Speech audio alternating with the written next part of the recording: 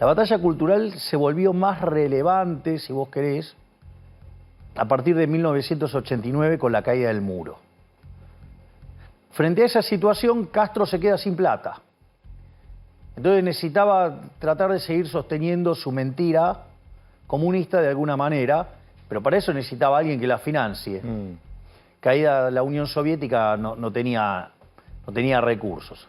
Entonces, en el año 1990 se juntan, arman el Foro de San Pablo y el objetivo era la Unión Soviética Latinoamericana. Y ese Foro de San Pablo se nutre, en términos teóricos, de todo lo que es el posmarxismo, que tiene que ver con, frente a la derrota en el plano económico del marxismo, lo que hacen es trasladar la lucha de clases a otras partes de la sociedad, a otros aspectos de la sociedad. Entonces aparece la pelea entre hombres y mujeres, que es el feminismo radical, porque el feminismo como causa original es una causa liberal, levantada a mediados del siglo XVIII por Jeremy Bentham. Aparece, por ejemplo, el hombre contra la tierra, ¿sí?, que es el ecologismo, donde su faceta más sangrienta es el aborto. Por ejemplo, negros contra blancos, o pueblos originarios contra los ocupadores, o digamos, o todos los temas de las minorías, que en realidad es darle derechos que ya tenían. Entonces, cuando vos planteás eso, también hay una arista de esa batalla cultural que se da en lo económico. Ahí, sacando, digamos, acá que verdaderamente se atrasa mucho en el debate. ¿Tenemos un debate atrasado en Argentina? Sí. ¿Por? Porque los socialistas de distinto pelaje no cuestionan la productividad del sistema capitalista.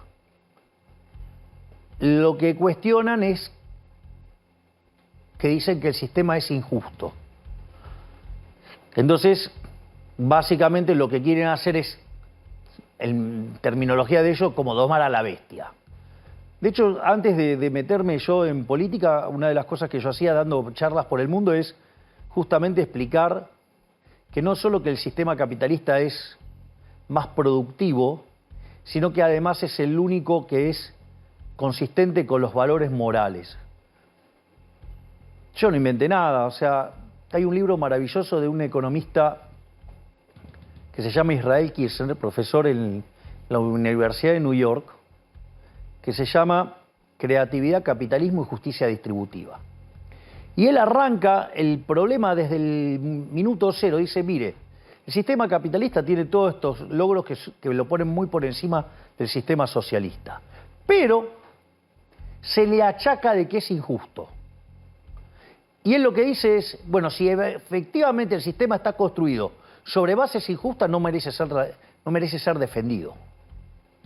Y entonces él, utilizando el principio de apropiación de Locke y la idea de Hayek del mercado como proceso de descubrimiento, él llega a una noción sobre cómo funciona la economía de mercado, o de libre mercado, o de libre empresa, y demuestra que no solo que el sistema es más productivo, sino que además es el único que es moralmente correcto, que abraza los valores correctos. Entonces, eso lo que hace es que, digo, definitivamente vos defiendas el sistema, no por una cuestión utilitarista, sino moral. Sino porque abraza los valores morales correctos. Fíjate la discusión que yo planteo en términos de eliminar el Banco Central. O lo podés ver en cualquiera de mis discursos en la Cámara de Diputados o en los discursos de Victoria. Nosotros siempre hay una argumentación moral, hay una argumentación técnica y hay un remate político. Fíjate el caso de eliminar el Banco Central. El principal motivo que yo levanto, y es el que nadie me discute, y nadie se anima porque nadie le da la cara para hacerlo, yo empiezo al revés. Yo le pregunto a cualquiera de los muchachos, ¿quién de ustedes está a favor del robo? Sí, todos te vamos a decir que no. Ese es el primer argumento. Lo explicaste bueno, muchas veces. Pero justamente, el primer problema con el Banco Central es un problema de índole moral, que robar está mal.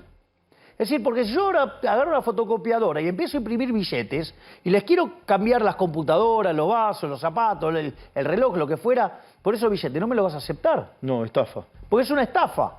Ahora, y bueno, ¿y por qué lo puede hacer? ¿Por qué no lo puedes hacer vos, él o cualquiera de nosotros? ¿Y por qué sí lo puede hacer el Banco Central? ¿No te resulta raro?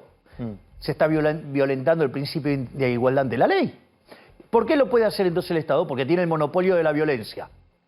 Es decir, te puede imponer el curso forzoso porque tiene el monopolio de la violencia. Y eso no es menor. Porque la consecuencia es que, por ejemplo, en los últimos 20 años, los políticos nos robaron con este mecanismo 280.000 millones de dólares. Este gobierno de delincuentes se afanó 90.000 millones de dólares con este mecanismo. Este es un gobierno de delincuentes. Sí, claro. Y con todo aquel que te revienta con emisión monetaria es un gobierno de delincuentes. ¿Y sos presidente, los vas a denunciar? Vos sabés que es muy interesante. Hay un libro de Ricardo Manuel Rojas que se llama La inflación como delito. Sí, me lo regalaste y lo leí. Claro. Bueno. En el primer programa que hice en esta casa. Él, digamos, justamente el argumento es mostrar que es un delito la emisión de dinero. Ahora, el punto es que no está tipificado en el Código Penal. Ahora, fíjate todas las cosas que están tipificadas en el Código Penal y un delito que hoy se lleva 25.000 millones de dólares por año, no es delito.